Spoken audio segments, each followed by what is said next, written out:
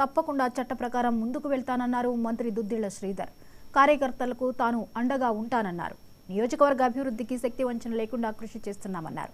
అతి క్లిష్టంగా ఉన్న రాష్ట్ర ఆర్థిక వ్యవస్థను గాడిలో పెట్టే ప్రయత్నం చేస్తున్నామన్నారు శ్రీధర్ బాబు.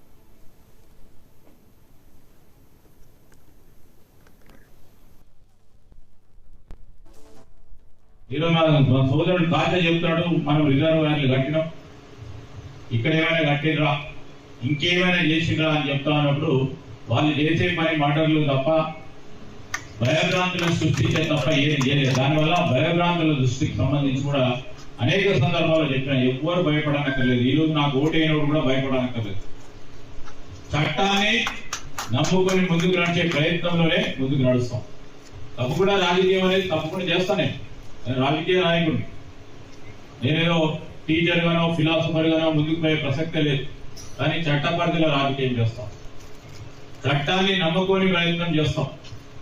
ఈరోజు ప్రభుత్వంలో ఇంకా అదే విధంగా ఎవరైనా భయభ్రాంతులను సృష్టించే ప్రయత్నం చేస్తే చట్టం గట్టిగా బుద్ధి చెప్పే ప్రయత్నం కూడా చేసే దిశలో మా సులువైన అసలైన రాజకీయాన్ని చూపెట్టే ప్రయత్నం కూడా వెనుకాడడం కూడా అని నేను ఈరోజు చెప్పడానికి వెనుకాడలేదు.